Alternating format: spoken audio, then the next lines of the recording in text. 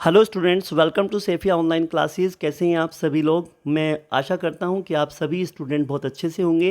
तो आज हम मनोविज्ञान के संप्रदाय स्कूल्स ऑफ साइकोलॉजी का ये लास्ट चैप्टर आपके बीच लेकर उपस्थित हुए हैं। आज मैं इस वीडियो में आपको दो संप्रदाय पढ़ाऊंगा, एक तो मनोविश्लेषणवाद संप्रदाय और एक हॉर्मिक संप्रदाय। और ये दोनों चैप्टर के बाद में आपका ये टॉपिक समाप्त हो जाएगा। इसके बाद नेक्स्ट वीडियो में मैं आपको बाल मनोविज्ञान और बाल विकास का एक परिचय, तो उसके बारे में हम चर्चा करेंगे। तो आज हम देख लेते हैं मनोविश्लेषणवाद संप्रदाय क्या है और इसकी उत्पत्ति कैसे हुई, इसके जनक कौन है, देख लेते हैं। इस सिद्धांत के जनक सिगमंड फ्रायड को माना जाता है और इनका जन्म 6 मई 1856 को वियना ऑस्ट्रिया में हुआ था। ये ऑस्ट्रेलिया नहीं है, ये ऑस्ट्रिया है, ठीक है। तो यहाँ पर एक जगह स्थित है, उसका नाम वियना है, यहीं इनका जन्म हुआ था, ठीक है। ये एक यहूदी परिवार से संबंध रखते थे। उस समय यहूदियों पर बहुत अत्याचार हो रहे थे और उसका नतीजा ये निकला स्टूडेंट्स कि वियना में उनके माता पिता की हत्या कर दी गई और उनका पालन पोषण एक अनाथ आश्रम में हुआ था।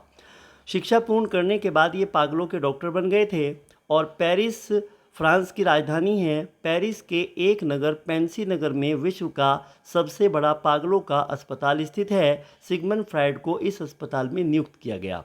देखिए, जैसे हमारे इंडिया में सबसे बड़ा जो पागलों का अस्पताल है, मेंटल हॉस्पिटल है, वो आगरा में स्थित है। ठीक इसी प्रकार विश्व का सबसे बड़ा जो मेंटल हॉस्पिटल है वो पेंसी नगर में स्थित है, जो पेरिस में स्थित है, ठीक है। इस पॉइंट को आप नोट डाउन कर लीजिएगा, ये एक जीएस की बात है, जनरल नॉलेज का पॉइंट है, आपको ये काफ़ी उपयोगी रहेगा। परीक्षाओं में अक्सर इस तरीके के क्वेश्चन आ जाते हैं। चलिए, ये हिस्टीरिया पागलों का इलाज किया करते थे। देखिए, एक इंग्लिश में एक टर्म आती है बायोलॉजी में, उसे हम कहते हैं सीजोफर्निया। सीजोफर्निया का मतलब क्या होता है? मतलब होता है किसी इंसान की जब मेमोरी चली जाती है, उसकी याददाश्त चली जाती है, तो उस बीमारी को हम सीजोफर्निया बोलते हैं। तो ये जो सिगमंड फ्रायड थे, तो ये पागलों का इलाज किया करते थे। तो इसी दौरान हुआ ये कि एक बार फ्रायड साहब ने एक पागल का इलाज करने के दौरान उससे एक प्रश्न पूछा। उन्होंने कहा कि बताओ आप पागल क्यों हो? तो पता है उसने क्या जवाब दिया? उसने बोला कि मैं पागल नहीं हूँ, मेरा दिमाग ख़राब है। और ये सुनने के बाद तो जाहिर सी बात है फ्रायड साहब का ही दिमाग ख़राब होगा। कैसे? उन्होंने सोचा भाई ये पागल है और देखो जवाब कैसे दे रहा है ये। इसका मतलब ये हुआ कि जो अचेतन मन है और जो जो जो मतलब कि अचेतन में अनकॉन्शियस माइंड है, वो मतलब पागल लोगों का भी काम करता है। इसीलिए वहाँ से इन्होंने जो है बहुत, चूँकि इन्होंने शुरू से ही इस बात का समर्थन किया है, इनकी तो विषय वस्तु ही ये रही है अचेतन मन, ठीक है ना। तो यहाँ पे एक बड़ा इंपॉर्टेंट पॉइंट मैं आपको बता रहा हूँ। तो अब इन्होंने सोचा कि इसका मतलब ये हुआ कि अगर ये पागल है और ये ऐसा बोल रहा है कि मेरा दिमाग ख़राब है, इसका मतलब है कि इसकी दिमाग जो है काम कर रहा है। इसका मतलब अचेतन मन के अंदर जो इसकी भावनाएं हैं वो उजागर हो रही हैं, ठीक है ना। चलिए, अब हम अचेतन मन क्या होता है, चेतन मन क्या होता है, इसके बारे में विस्तार से चर्चा करेंगे। इसी के बारे में इन्होंने बहुत अच्छे से बताया है। चलिए, इसी क्रम में उन्होंने मनोविश्लेषण के सिद्धांत का प्रतिपादन किया। अगर एग्ज़ाम में क्वेश्चन आता है कि मनोविश्लेषण के सिद्धांत का प्रतिपादन किसने किया, तो सिगमंड फ्रायड ने किया था और एक यहूदी परिवार से संबंधित थे और इनका जन्म वियना में हुआ था 6 मई 1856 को, जो ऑस्ट्रेलिया में नहीं बोल रहा हूँ मैं, ऑस्ट्रिया में स्थित है, मैंने बताया था। और इनकी नियुक्ति कहाँ हुई थी बताइए? इनकी नियुक्ति हुई थी विश्व के सबसे बड़े पागल खाने, मतलब पागल खाने का मतलब क्या है? मेंटल हॉस्पिटल में हुई थी, मतलब पागलों का अस्पताल। वो कहाँ पर स्थित है? वो पेंसी नगर में है। पेंसी नगर कहाँ है? पेरिस में है। पेरिस क्या है? फ्रांस की राजधानी है। क्लियर हो गया ना पॉइंट आपको? चलिए, अब देखिएगा नेक्स्ट पॉइंट यहाँ पे हम देख लेते हैं। इसी क्रम में उन्होंने मनोविश्लेषण के सिद्धांत का प्रतिपादन किया। नेक्स्ट, सिगमंड फ्रायड ने मन, जब भी साइकोलॉजी में मन शब्द आए तो आप इसका बिल्कुल 100% लगाइएगा लॉजिक। इसका मतलब मस्तिष्क होता है। जब भी कहीं ये क्वेश्चन आपका आएगा कि भाई मन क्या होता है, तो जब भी साइकोलॉजी में मन की बात होगी तो यहाँ मस्तिष्क की हम बात समझ लेंगे, राइट? ठीक है, चलिए, तो नेक्स्ट देखिएगा, को निम्न 3 भागों में इन्होंने विभाजित किया था। इन्होंने मन को 3 पार्ट में डिवाइड किया था, वो मैं आपको डायग्राम से समझा देता हूँ। मोस्ट इंपॉर्टेंट पॉइंट है, ध्यान दीजिएगा आप। देखिए, जो मन है, मस्तिष्क के प्रकार, ये 3 बताए हैं इन्होंने, तीन भागों में इन्होंने बांटा है। इन्होंने बताया है कि जो अचेतन मन होता है वो जन्मजात होता है और वो 90% होता है, ठीक है। और ये आनंद का नियम, इसको सुख का नियम भी कहा जाता है, और ये जन्मजात होता है। फिर उन्होंने बताया अर्ध चेतन मन ये वास्तविकता का नियम भी कहते हैं इसे, और ये 0% होता है, और ये अर्जित होता है, ये जन्मजात नहीं होता। फिर इन्होंने बताया कि जो चेतन मन होता है वो 10% होता है, ये नैतिकता का नियम भी हम इसे बोलते हैं, और ये हमारा 10% होता है, ठीक है। उसके बाद में फिर इन्होंने व्यक्तित्व के प्रकार बताए। इन्होंने कहा कि जो व्यक्तित्व होता है वो 3 प्रकार का होता है, एक तो ईड, एक ईगो और एक सुपर ईगो, ठीक है। जो ईड होती है ये जन्मजात होती है, और ये किसके हिस्से में आ गई बताइए। जो ईड होती है इसके ऊपर कौन सा मस्तिष्क प्रभावी रहता है, अचेतन मन रहता है। क्लियर हुआ ना। चलिए कैसे, आप ये मान के चलो कि जो बच्चा है वो जन्मजात ये अपने अंदर गुण लेके आता है दुनिया में। क्या, फॉर एग्जाम्पल अगर बच्चे को कोई चीज़ चाहिए ना, उसको अपनी आनंद की प्राप्ति चाहिए, उसको अपने सुख की प्राप्ति चाहिए, तो वो रोएगा, चिल्लाएगा, कुछ भी करेगा, ठीक है। तो वो अपनी उस आवश्यकता की पूर्ति आपसे करवा लेगा। उसे इस बात से कोई मतलब नहीं होगा कि आपको उसकी आवश्यकता को पूरा करने में कितनी परेशानियों का सामना करना पड़ रहा है। He is not concern with your problems, he is only concern with his pleasure. वो तो सिर्फ अपनी जो प्लेजर हैं, जो अपना आनंद है, जो अपनी संतुष्टि है उसे, क्योंकि उसके ऊपर अचेतन मन हावी होता है। और ये क्या है, अचेतन मन के अंदर क्या होता है वो मैं आपको डिटेल में बताऊंगा अभी 2 मिनट के बाद। क्योंकि जो अचेतन मन होता है इसके अंदर बहुत सारी जो भावनाएं होती हैं, भावनाओं का घर होता है ये, it is a house of feelings. Clear. इसमें बहुत सारी इच्छाएं होती हैं, इच्छाओं का भी घर कहा गया है इसे, तो इसीलिए यहाँ पर ये ज़्यादा होती है इसके अंदर ईड, ठीक है ना। चलिए ये क्वेश्चन में आ जाता है कई बार। तो व्यक्तित्व में पहले ईड है, उसके बाद में ईगो है। ईगो के साथ में जो काम करती है वो अर्धचेतन मन काम करता है, ठीक है ना। अर्धचेतन मन काम करता है ईगो के साथ में, है ना। ये इस प्रोसेस में इस पे अर्धचेतन मन हावी रहता है, ठीक है। और जो सुपर ईगो होती है, जो व्यक्तित्व होता है, इसमें चेतन मन हमारा प्रभावी रहता है। ये क्या होता है, ये अर्जित होता है, ठीक है ना। चलिएगा अब हम इसको एक एक पॉइंट को समझ लेते हैं ध्यान से। चलिएगा देखिए, जो हमारा अचेतन मन होता है, सबसे पहले हम इसको समझ लेते हैं। जो अचेतन मन होता है ना, उसमें हमारी जो भावनाएं होती हैं, विचारों का जो आंतरिक रूप होता है, मूल प्रवृत्तियां होती हैं हमारी, विचारों की क्रियात्मक रूप होते हैं, अनैतिक बातें होती हैं, यौन ऊर्जाएं होती हैं, हमारी संवेग होते हैं, उसमें विचारों का बाह्य प्रकाशन, दमित इच्छाएं होती हैं, असामाजिक इच्छाएं होती हैं कुछ, और अमर्यादित चीज़ें होती हैं। ये सारी की सारी जो इच्छाएं हैं ये किसके अंदर स्टोर रहती हैं, अचेतन मन के अंदर रहती हैं। क्लियर। चलिएगा अब हम देख लेते हैं आगे, नेक्स्ट पॉइंट मोस्ट इंपॉर्टेंट है ये, देखिएगा। संवेग बच्चों में जन्मजात उत्तेजना के रूप में होता है। ये पॉइंट आप नोट कर लें, मैंने कई बार बताया है, ये कई बार क्वेश्चन एग्जाम में आया हुआ है। सबसे पहले हम इसी क्रम में पढ़ेंगे अचेतन मन। अचेतन मन क्या होता है, सबसे पहले तो मैं आपको ये बताना चाहूँगा, ये 90% होता है स्टूडेंट्स, ठीक है, और ये जन्मजात होता है। इसके बारे में ये पॉइंट नोट करें आप। मैंने एक पॉइंट को अलग से यहाँ पे बनाया है जिससे कि आपके लिए इसको समझना आसान हो जाए, क्योंकि कई कई लोग क्या करते हैं, इन चीज़ों को ना मिक्स करके पढ़ा देते हैं या मिक्स करके पढ़ लेते हैं। उनको समझ ही नहीं आता कि मैं अचेतन मन पढ़ रहा हूँ या अर्धचेतन मन पढ़ रहा हूँ। आप ना पॉइंट टू पॉइंट पढ़िएगा अलग अलग सेपरेट करके, तो आपको क्लियर हो जाएगा, ठीक है। चलिए, ये 90% होता है, ये जन्मजात होता है, और ये ना सुख आनंद का नियम भी कहा जाता है, मतलब इसे आनंद या सुख का नियम भी कहा जाता है। एग्जाम में क्वेश्चन आ जाता है, भाई बताओ अचेतन मन का दूसरा नाम क्या है, तो भाई आनंद का नियम किसे कहा जाता है, सुख का नियम किसे, अचेतन मन को कहा जाता है, ठीक है। इसे इच्छाओं का भंडार भंडार भी कहा जाता है, ठीक है। ये इच्छाओं का भंडारण भी है, मतलब भंडार होता है, यहाँ पे बहुत ज़्यादा इच्छाएं होती हैं, दमित रहती हैं लेकिन होती बहुत सारी हैं यहाँ पे, ठीक है। चलिएगा, और ये जन्मजात होती हैं इच्छाएं। इसे आनंदवादी मन या सुखवादी मन के नाम से भी जाना जाता है, ठीक है ना। देखो ये जितनी भी जानकारी इसके बारे में मैं आपको दे सकता हूँ, मैं दे रहा हूँ, क्योंकि ये सब एग्जाम में क्वेश्चन आते हैं इस टाइप से, ठीक है। चलिए, फ्रायड ने अचेतन पर अधिक बल दिया, किस पे बल दिया, अचेतन मन पे, ठीक है। तर्क की उत्पत्ति भी अचेतन मन में ही होती है, इसलिए इसे तार्किक मन भी कहा जाता है। क्लियर, ये भी एक इंपॉर्टेंट पॉइंट है इसका। चलिए अब हम देख लेते हैं यहाँ पे अर्धचेतन मन। अब हम अर्धचेतन मन की हम बात करेंगे, ये क्या होता है, ये 0% होता है, इसे अर्जित किया जा सकता है, अर्जित किया जाता है, ये जन्मजात नहीं होता। अगर एग्जाम में आए कि भाई अर्धचेतन मन जन्मजात होता है कि जी नहीं, ये तो क्या होता है, ये तो अर्जित होता है, मतलब हम इसे वातावरण से मतलब इसको वहाँ से अडॉप्ट करते हैं, इसको एक्वायर करते हैं वहाँ से हम, ठीक है ना, अर्जित करते हैं वहाँ से। ये वास्तविकता के नियम का पालन करता है और इससे हमें वास्तविकता व समय का ज्ञान होता है, ठीक है। यह अचेतन व चेतन के मध्य की अवस्था होती है। इसमें याद की गई बातों को अचानक भूल जाते हैं। इस अवस्था में क्या होता है कि हम जो हमारी याद की हुई बातें होती हैं, अचानक हम उन बातों को ना भूल जाते हैं। फॉर एग्जांपल ये बीच की अवस्था मानी जाती है। मान लीजिए आप कोई बुक है कहीं पे रख के भूल गए, तो आप सोचते हो कि भाई मैंने वो बुक वहाँ रखी है, तो ये आपको ना सेव करता है, मतलब वास्तविकता की तरफ ले जाता है आपको ये, ठीक है ना।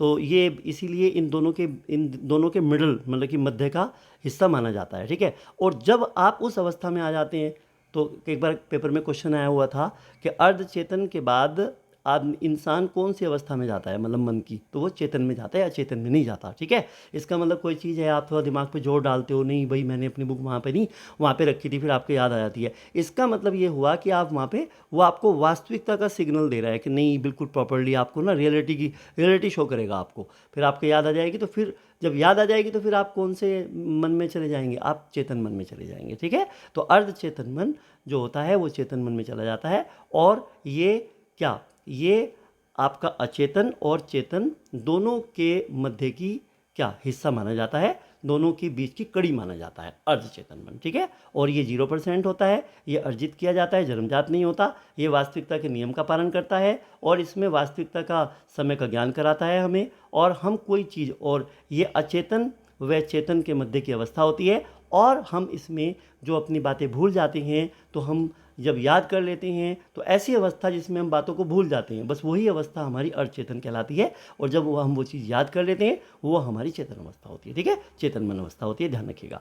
अब देखिए स्टूडेंट, यहाँ पे चेतन मन क्या होता है, ये हमारा 10% होता है और ये जन्मजात नहीं होता, ये भी अर्जित होता है। इसको भी हम एक्वायर करते हैं एनवायरनमेंट से, एटमॉस्फेयर से, माहौल से हम इसको सीखते हैं, ठीक है ना। क्योंकि ये नैतिकता की बातें करता है। अब नैतिकता तो हम सीख के नहीं आते ना जन्म से, हम तो माहौल में रह के ही सीखते हैं, समाज सिखाता है, माहौल सिखाता है हमें, ध्यान रखिएगा। तो ये नैतिकता के नियमों का पालन बहुत करता है। मान लीजिए आप एक बात समझो, फॉर एग्जाम्पल ये है कि आपका आप क्लासरूम में आए, आपका एग्ज़ाम है, ठीक है ना। तो आपका जो अचेतन मन है वो आपको ना, वो आपको क्या करेगा, वो आपको इस तरह का सिग्नल देगा, नहीं यार चलो छोड़ो, मैं कल पढ़ लूँगा, कल पढ़ लूँगी, इट्स ओके। अभी थोड़ा सा आज मैं रेस्टोरेंट पे फ्रेंड के साथ जाके ना, वहाँ पे मैं समोसे खा लेता हूँ, या मैं थोड़ा सा एंजॉय कर लेता हूँ, ठीक है ना। तो दो लड़के हैं फॉर एग्जांपल, और वो अपनी इस तरह से प्लानिंग कर रहे हैं कि भाई आज चलो यार हम पढ़ते नहीं, हम तो आज ना किसी भी रेस्टोरेंट पे चलते हैं और वहाँ पे ना बाहर का खाना खा के आते हैं। तो ये जो इस तरह की भावनाएं हैं, इस तरह की बातें हैं, लेकिन फिर आपको एकदम से सिग्नल मिलता है, नहीं यार चलो मैं खाना वाना तो बाद में भी खा लूँगा, लेकिन जो सर ये टॉपिक पढ़ा रहे हैं ना, ये बहुत इंपॉर्टेंट है। इसका मतलब ये हुआ कि ये जो आपके फ़ायदे की प्लस और माइनस करेगा ना, आपके लाभ और हानि की बात करेगा, कैलकुलेशन की बात करेगा, ठीक है। तो ये आपका बचाव भी करता है। तो ये चेतन मन काम कर रहा है यहाँ पे, आपका ध्यान रखिएगा आप, ठीक है, चलिएगा। तो ये जन्मजात नहीं होता, ये अर्जित होता है, ठीक है। कई चीज़ें ऐसी होती हैं कि जो आपका मन है, फॉर एग्जांपल ये है कि आपको गुस्सा आता है, फॉर एग्जांपल कोई टीचर है, या आपकी मम्मी है, पापा है, या बड़ा भाई है, बड़ी बहन है, वो आपको डांट देता है, तो मन में कई बार गुस्सा आता है, लेकिन आप उसे अपशब्द बोलना चाहते हैं, लेकिन आप बोल नहीं पाते, क्योंकि आपके मन में आता है नहीं यार ये मेरा बड़ा भाई है, अगर मैं इसे ऐसा बोलूँगा तो मम्मी क्या बोलेंगी, समाज के लोग क्या बोलेंगे। तो इस तरह का जो प्रेशर हमारे सामने होता है, लेकिन वो जो आपके मन में आया था कि मैं उल्टा जवाब दे दूँ, वो अचेतन मन का पार्ट है ना। आप नहीं दे पाए, इसका मतलब आपके सामने कौन आया, आपकी नैतिकता आपके आड़े आ गई, आपकी सामाजिकता, ठीक है, उसने आपको उससे सेव किया। इसका मतलब क्या हुआ, आपका चेतन मन वहाँ पे एक्टिव है, क्लियर, देखिएगा। तो यहाँ पे देखिएगा, इसमें आदर्शों का भंडार होता है, इसे आध्यात्मिक प्रवृत्ति की ओर रुझान रखने वाला मन भी कहा जाता है। बस ये 2-3 पॉइंट आप याद रखिएगा, यहीं से आपका क्वेश्चन हल हो जाएगा। देखिए मन की तुलना, अब मैं फ्राइड साहब ने क्या किया था कि जो मन की तुलना की थी ना, वो बर्फ़ की शिलाखंड से की थी। मोस्ट इंपॉर्टेंट पॉइंट है ये, कई बार आ जाता है कि भाई बताओ कि फ्राइड ने मन की यानी मस्तिष्क की जो तुलना है वो किससे की थी, तो वो शिलाखंड से की थी, किसके, बर्फ़ के शिलाखंड से। तो देखो यहाँ पे बर्फ़ का शिलाखंड क्या है, आप ना एक काम करो, आप कोई गिलास लो, या कोई भी आप कोई भी बाउल लो, कोई भी आप बर्तन ले लीजिएगा, उसमें ना पानी भरो, पानी भरने के बाद में उसे बर्फ़ डालो। आपने देखा होगा कि जो बर्फ़ होता है उसका जो बड़ा हिस्सा होता है वो पानी में डूबा रहता है अंदर, और उसका जो थोड़ा सा भाग होता है वो ऊपर रहता है। तो इसी एग्जाम्पल से आप समझिएगा कि ये जो ऊपर निकला हुआ भाग है ना, ये हमारा चेतन मन है, और ये जो अंदर वाला भाग है ये क्या है, ये अचेतन मन है। इसका मतलब जो इस वाले पार्ट में हमारी बहुत सारी जो इच्छाएं होती हैं, है ना, बहुत सारी जो हमारी फीलिंग्स होती हैं, ठीक है ना, हमारी अनैतिक होती हैं, बहुत सारी डिफरेंट डिफरेंट टाइप की जो फीलिंग्स होती हैं हमारी, ठीक है ना, अनैतिक भी होती हैं, उसमें अमर्यादित भी होती हैं, नेगेटिव पॉजिटिव सब तरह की होती हैं। तो वो इसी के अंदर मतलब होती हैं, वो इसी, यही है उनकी रहने की जगह, यही उनका घर है, यही उनका स्टोर हाउस होता है, ठीक है, अचेतन मन 90% होता है ये, ठीक है। तो देखो इस डायग्राम से आपको क्लियर हो गया होगा, राइट। चलिएगा, किसी भी व्यक्ति के अंदर नैतिक व अनैतिक दोनों ही प्रकार के गुण व भावनाएं होती हैं। नैतिक व्यवहार प्रकट होता है, दिखता है, अर्थात वह चेतन मन का भाग होता है। देखिएगा, मैं आपको बताना चाहूँगा कि अगर कोई इंसान है उसके अंदर नैतिक भावनाएं भी हैं और अनैतिक भी हैं, अगर वो इंसान आपके सामने अपनी नैतिक भावनाओं को यानी पॉजिटिव फीलिंग्स को दर्शा रहा है तो आप समझ जाइएगा उसका वहाँ पर उस पेडागोजी का क्वेश्चन आएगा, यहाँ से ध्यान रखिएगा। अगर वो इंसान अपनी नेगेटिव बातों को छिपा कर अपनी पॉजिटिव बातों का प्रदर्शन कर रहा है, इसका मतलब यहाँ पर वो चेतन मन का प्रयोग कर रहा है, राइट। और अगर वो अनैतिकता की प्रदर्शित करेगा तो इसका मतलब यहाँ पे वो अचेतन मन का काम चल गया, यानी अब अचेतन मन उस पर हावी हो गया। इसका मतलब वो चेतन मन उसका क्या हुआ, चेतन मन यहाँ पे सक्रिय नहीं रहा, ठीक है। तो यहाँ ध्यान रखिएगा दोबारा से, किसी भी व्यक्ति के अंदर नैतिक व अनैतिक दोनों ही प्रकार के गुण व भावनाएं होती हैं। नैतिक व्यवहार प्रकट होता है, दिखता है, अर्थात वह चेतन मन का भाग है। क्लियर। नेक्स्ट, अब हम नेक्स्ट देख लेते हैं स्टूडेंट, यहाँ पे मोस्ट इंपॉर्टेंट पॉइंट है आपके लिए, व्यक्तित्व के 3 अंग। अब जो सिगमंड फ्राइड साहब थे उन्होंने जो पर्सनालिटी है, जो व्यक्तित्व है, उसको कितने पार्ट्स में डिवाइड किया है वो हम देख लेते हैं। एक तो यहाँ पर है इड, इसको हम हिंदी में इदिम बोलते हैं, है ना, तो हिंदी मीडियम वाले बच्चे समझ लेंगे। यदि किसी व्यक्ति के मन में अचेतन मन की प्रधानता होती है तो उस व्यक्ति के मन में इड की प्रधानता होती है, राइट। अब ये बच्चे होते हैं तो उनके अंदर से ज़्यादा उनके व्यक्तित्व में क्या प्रधानता होती है, इड की होती है। उनको तो अपनी जो इच्छाएं होती हैं बस उनकी पूर्ति करनी है, उन्हें दूसरों की दुख दर्द से कोई मतलब नहीं होता, राइट, ठीक है। अब यहाँ पे देखिएगा, यह इच्छाओं का भंडार होता है, क्या, ये वाला, ये इड जो होती है ये इच्छाओं का भंडार होती है। और छोटे बच्चों में इड की प्रधानता ज़्यादा होती है और ये जन्मजात होता है और इसे आनुवंशिक गुण भी कहा जाता है। ये आनुवंशिकी भी होती है, मतलब हेरिडिटिक हमें ये मिलती है, ठीक है। चलिएगा, ईगो। अब ईगो देख लीजिएगा पॉइंट टू पॉइंट, ईगो क्या होती है। ये अर्धचेतन मन पर आधारित होता है। इसे व्यक्ति का घनिष्ठ मित्र, ये घनिष्ठ मित्र माना जाता है इसे, और ये होता भी है क्योंकि यह व्यक्ति को बचाने का कार्य करता है। ये व्यक्ति को बचाने का कार्य करता है। आप एक बात सोचो, आपका एग्ज़ाम है, ठीक है, और आप अपने रोल नंबर को कहीं पर रख के भूल गए, ठीक है, यही तो आपकी हेल्प करेगा, यही तो दिमाग में आपके, यही अर्धचेतन जो मन है आपका, यही तो चेतन मन की तरफ ले जाएगा आपको। तो ये सेफ्टी की काम करता है लोगों के लिए, ठीक है। आप भूल गए, फिर आप जोर डालेंगे तो फिर इसी के माध्यम से आप चेतन मन में चले जाएंगे, अर्थात फिर आप उस चीज़ को याद कर लेंगे, ठीक है। चलिए, तो नेक्स्ट देखिएगा, क्योंकि यह व्यक्ति को बचाने का कार्य भी करता है, इसे कार्यपालक भी कहा जाता है। अब नेक्स्ट देखिए स्टूडेंट्स, यहाँ पर सुपर ईगो, ये परम अहम, ये क्या होता है। यह चेतन मन पर आधारित होती है और नैतिक मूल्यों की, आदर्शों की अभिव्यक्ति करने वाले भाग को परम अहम कहा जाता है। इसमें नैतिकता का ज़्यादा मतलब प्रभाव रहता है और ये नकारात्मक विचारों से रोकने का कार्य परम अहम ही करता है, ठीक है। और सिगमंड फ्राइड की 3 महत्वपूर्ण पुस्तकें हैं। तो सुपर ईगो मैंने आपको बता दिया है कि ये किसका भाग है, और मैंने आपको डायग्राम में बताया था, एक बार आप दोबारा से देख सकते हैं यहाँ पर इस डायग्राम को, चूँकि ये मोस्ट इंपॉर्टेंट पॉइंट है, जिससे कि आपको किसी तरह कोई कन्फ्यूज़न ना हो। आप दोबारा से इस डायग्राम को देख लीजिएगा स्टूडेंट, मैं आपको दोबारा से एक्सप्लेन कर देता हूँ। देखिए, अभी मैंने आपको पॉइंट टू पॉइंट समझाया। देखिए, ये अचेतन मन क्या है, 90% जन्मजात, ठीक है। इसमें क्या पाई जाती है, इड, ये व्यक्तित्व हो गया, ये आपका मस्तिष्क का प्रकार हो गया। ईगो किस में है, अर्धचेतन मन में, और ये सुपर ईगो किस में पाई जाती है, चेतन मन में, ठीक है। ये तो नैतिकता का नियम है, तो यहीं पे पाई जाएगी, राइट। तो इसको ध्यान रखना है आप, ठीक है, ये कोरिलेटेड हैं एक दूसरे से। अब देखिएगा स्टूडेंट्स, चलिएगा, अब हम नेक्स्ट पॉइंट की बात करेंगे आपसे, यहाँ पर मोस्ट इंपॉर्टेंट है ये जी। देखिएगा, अब सबसे पहली बात ये है स्टूडेंट्स, यहाँ पर जो सिगमंड फ्राइड थे उनकी ना 3 महत्वपूर्ण पुस्तकें हैं। उसका नाम है स्वप्न विश्लेषण, इड एंड ईगो और अचेतन मन। ये 3 पुस्तकों का नाम है। कई बार अगर एग्जाम में पूछे भाई बताइए, क्योंकि आपको ये तो है नहीं कि भाई आप खाली सीटेट का एग्ज़ाम देंगे, है ना, तो ये सभी एग्ज़ाम को पॉइंट में रखते हुए मैंने वीडियो बनाई है। आप इसमें KVS है, DSSB है ना, UP टेट, MP टेट, या आपका रीट है, ठीक है, या पंजाब टेट है ना, कोई भी टेट हो आपका XYZ, और आपका टीचिंग से रिलेटेड कोई भी एग्ज़ाम हो, सबके लिए ये वीडियो आपके लिए यूज़फुल रहेगी। मैंने इस तरीके से इसको डिज़ाइन किया है, ठीक है। चलिएगा, नेक्स्ट पॉइंट देखिएगा यहाँ पर। तो निष्कर्ष क्या निकला, सिगमंड फ्राइड ने अध्ययन की जो विषय वस्तु थी वो क्या थी, अचेतन मन थी, ठीक है। और फ्राइड के अनुसार यदि किसी विद्यार्थी को सृजनशील यानी क्रिएटिव बनाना है, ये थोड़ा सा पेडागोजी का क्वेश्चन आ गया यहाँ पे।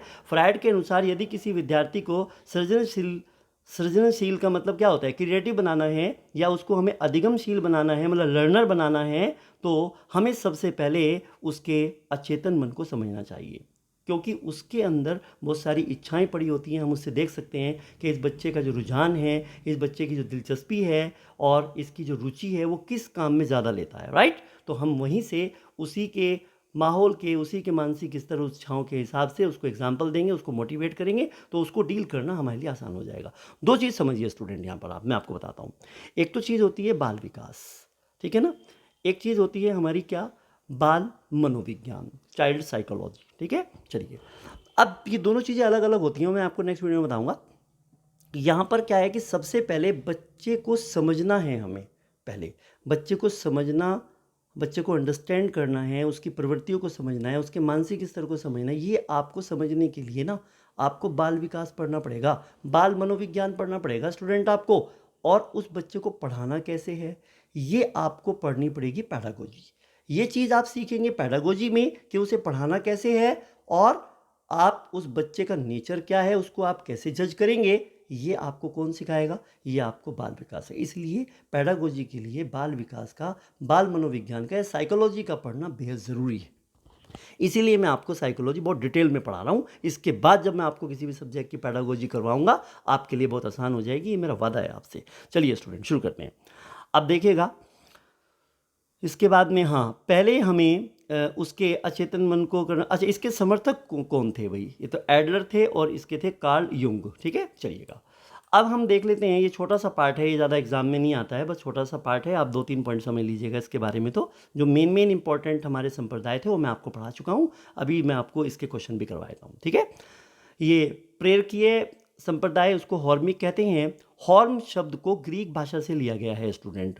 होम का अर्थ होता है, जो हॉर्म होता है ना, हॉर्म, इसका अर्थ होता है अर्ज टू डू एक्शन, मतलब किसी भी काम को करने के लिए उत्सुक रहना, तत्पर रहना, ठीक है। चलिए 1920 में विलियम मैकडूगल ने इस संप्रदाय की स्थापना की थी और ये एनिमल्स पर प्रयोग किया करते थे। और जो भी एनिमल पर प्रयोग कर रहे हैं ना, समझ लो कि वो बायोलॉजी से इन्फ्लुएंस है, ठीक है ना, क्योंकि सबसे ज़्यादा प्रयोग बायोलॉजी में ही होते हैं स्टूडेंट, ध्यान रखना, ठीक है। तो यह तो ये तो यह देखते थे कि कोई भी एनिमल कोई भी व्यवहार करता है तो उसके पीछे कुछ ना कुछ कारण तो होता होगा। इसका मतलब वो ये देखते थे कि भाई कोई भी एनिमल अगर किसी भी तरह का व्यवहार करता है तो इसका कारण क्या है। देखो, बिना कारण के कोई भी इंसान गलत या अच्छा व्यवहार नहीं करता। अगर मान लीजिएगा आप किसी भी इंसान को उल्टा जवाब दे रहे हो, आपकी कोई फ्रेंड है मान लीजिए, ठीक है, आप 2 गर्ल्स हैं, मान लीजिए आप 2 फ्रेंड हैं, आपकी एक फ्रेंड ने आपसे आपका रजिस्टर मांगा, भाई मुझे नोट्स दे दो, उसने आपके रजिस्टर को ख़राब कर दिया। उसके बाद में आप उसे थोड़ा नेगेटिव रिस्पॉन्स दे रहे हो, भाई मैंने आपको रजिस्टर दिया था और आपने मेरा रजिस्टर फाड़ दिया। इसका मतलब ये हुआ, तो भाई आप मेरे साथ में ऐसे क्यों बिहेव कर रही हैं, आप मेरे साथ में ऐसे क्यों बोल, आपने जो ऐसा बिहेव किया तो उसका कारण क्या था, उसका कारण था कि आपकी फ्रेंड के द्वारा आपका रजिस्टर ख़राब कर दिया गया। क्लियर। हम कोई भी अगर व्यवहार में हमारे परिवर्तन आता है, नेगेटिव या पॉजिटिव, उसके पीछे कोई ना कोई कारण ज़रूर होता है। नेगेटिव के पीछे नेगेटिव होता है, नेगेटिव व्यवहार के पीछे, और पॉजिटिव व्यवहार के पीछे पॉजिटिव कारण होता है। बिला वजह कोई भी इंसान हमारे साथ अच्छा या बुरा व्यवहार नहीं करता, हम उसे ऐसा करने का कोई ना कोई सिग्नल जरूर देते हैं। चलिए तो नेक्स्ट देखिएगा, यह कार्य करने की उत्सुकता पर आधारित है। तो इसमें अब बस ये 2 आपके जो संप्रदाय यहीं पर समाप्त हो जाते हैं स्टूडेंट। हम इसके इंपॉर्टेंट क्वेश्चन कर लेते हैं, और चलिए अब क्वेश्चन देखिए। तो चलिए स्टूडेंट हम इसका क्वेश्चन कर लेते हैं। तो यहाँ पर ये प्रैक्टिस एक्सरसाइज है, मनोविज्ञान के संप्रदाय, मनोविश्लेषणवाद, साइको एनालिसिस और प्रेरकीय क्या संप्रदाय, हॉर्मिक। ये तो बहुत ही शॉर्ट पार्ट था, अभी हमने डिटेल में इसके बारे में पढ़ा है, तो इसके कुछ क्वेश्चन कर लेते हैं। चलिए, मनोविश्लेषणवाद के जनक कौन थे। सबसे पहला क्वेश्चन आपकी स्क्रीन पर ये रहा, तो आपका आंसर होगा Sigmund Freud, right. Question number 2, चलिएगा बताइएगा क्वेश्चन नंबर 2 का आंसर क्या होगा, एक बार आप बहुत ध्यान से पढ़िएगा स्टूडेंट्स। चलिएगा बताइए, सिगमंड फ्राइड ने मन यानी मस्तिष्क को कितने भागों में वर्गीकृत किया। आत्मा, चेतन, आत्मा कहाँ से आ गई, चेतन मन व अचेतन मन, जी नहीं, चेतन मन, अचेतन मन और ये अचेतन मन। तो यहाँ पे 3 भाग हैं, तो आपका सी ऑप्शन ठीक होगा। सिगमंड फ्राइड एक क्या थे, अमेरिकी परिवार, यहूदी परिवार, वो यहूदी परिवार से संबंध रखते थे। नंबर 4, चेतन मन से संबंधित सत्य कथन चुनिए। चेतन मन जो है वो 10% होता है और चेतन मन 90% होता है। अच्छा चेतन मन 50% और चेतन मन कितना 30%, तो चेतन मन तो 10% होता है। ये वाला क्वेश्चन ठीक होगा आपका, क्वेश्चन नंबर 4 का ए ऑप्शन। चलिएगा क्वेश्चन नंबर 5 देखिए स्टूडेंट्स, आप जल्दी से देखिए। निम्न में से किसे आनंदवादी या सुखवादी मन के नाम से जाना जाता है? अभी तो बताया था मैंने आपको। क्वेश्चन नंबर 5 बताइएगा आप। इसको अचेतन मन को कहा जाता है। ये सुख की प्राप्ति करता है, आनंद की, ये बच्चों में ज़्यादा पाया जाता है, राइट। चलिएगा नेक्स्ट। और जो इसमें अचेतन मन पाया जाता है उसका व्यक्तित्व कैसा होता है? इड, है ना, उसमें इद में पाई जाती है ज़्यादा। चलिए, सिगमंड फ्राइड ने अधिक बल किस पे दिया था? बताइए। अचेतन मन पर दिया था। चलिए, अचेतन मन क्या होता है, जल्दी से बताइएगा। क्या होता है? जन्मजात होता है या अर्जित होता है या अप्राकृतिक होता है? देखिए, अचेतन मन जो होता है जन्मजात होता है, मैंने बताया था ना।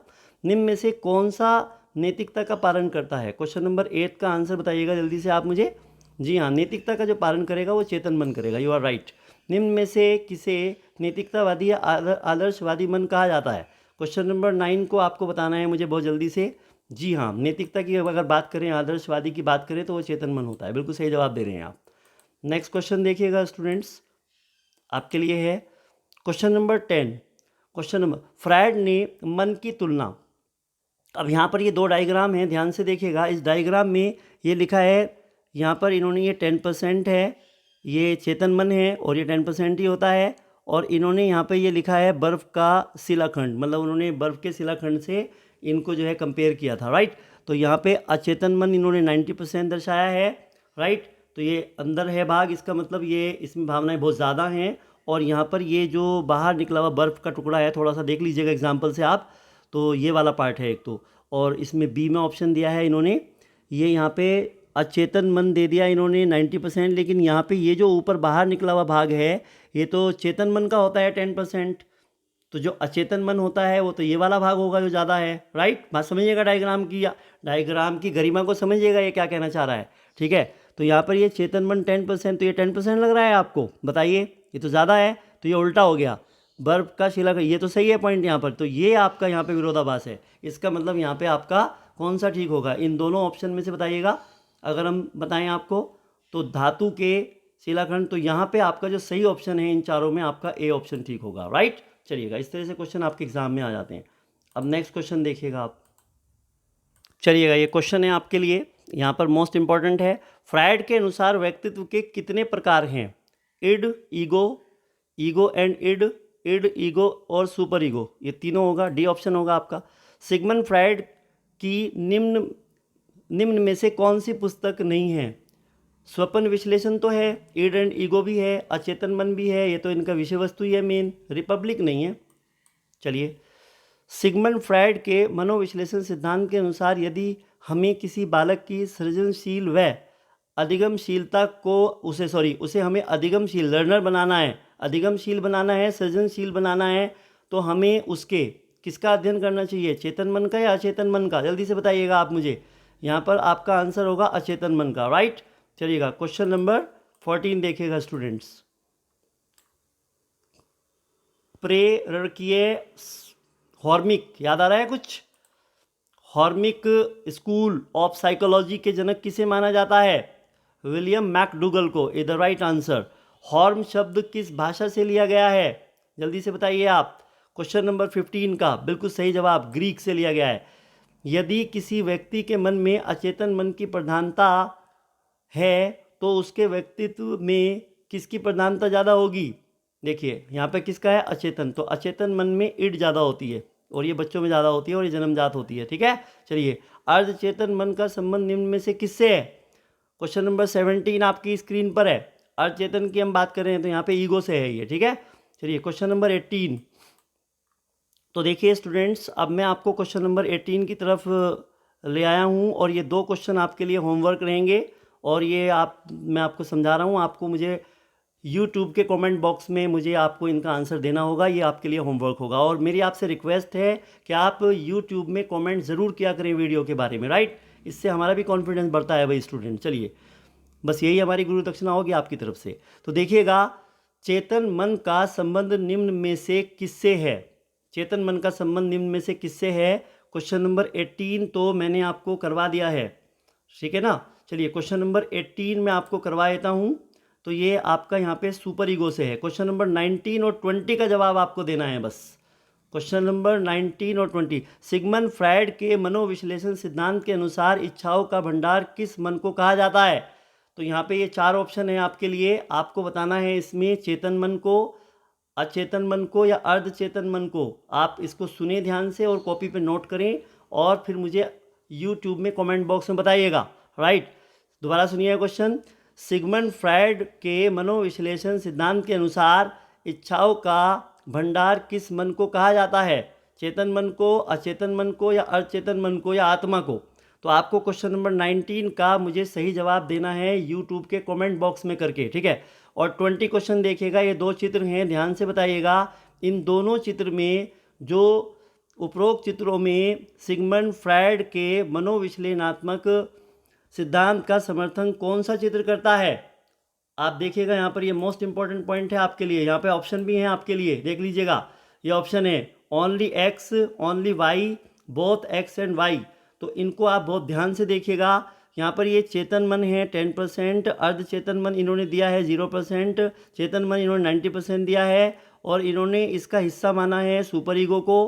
यहाँ पे सुपर चेतन मन में जो है सुपर ईगो होती है और यहाँ पे ये ईगो है अर्धचेतन मन में, और इधर ये अचेतन मन में 90% में ये हमारी ईड़ पाई जाती है बहुत ज़्यादा। तो आपको बताना है कि ये डायग्राम के हिसाब से कौन कौन सी चीज़ किस किस में पाई जाती है, कौन सी पर्सनैलिटी पर कौन सा मानसिक स्तर यानी कौन सा मन हावी रहता है, कौन जन्मजात है और कौन अर्जित है, ये सभी मैंने आपको पढ़ाया है। उस सभी तथ्यों को ध्यान में रखते हुए आपको मुझे जवाब देना है। और यहाँ पे देखिएगा, ये चेतन मन है 10%, क्या इसमें ईड़ पाई जाती है, ये आप इससे लॉजिक लगाइएगा। और यहाँ पर ये अचेतन मन है 0% है, इसमें इन्होंने सुपर ईगो दिखाई है। इन्होंने यहाँ पर ये दर्शाया है कि ये अचेतन मन 90% है, इसका हिस्सा ये ईगो को मानते हैं। तो बताइए, इन दोनों डायग्राम के हिसाब से पूरी थ्योरी पढ़िए, समझिए और इस वीडियो को दोबारा से देख लीजिएगा और मुझे सही आंसर चाहिएगा क्वेश्चन नंबर 19 का और क्वेश्चन नंबर 19 और क्वेश्चन नंबर 20 का। चलिए, थैंक यू सो मच। बाल मनोविज्ञान और बाल विकास का परिचय, ये नई वीडियो लेकर आपके बीच उपस्थित होंगे। Thank you so much, all the best.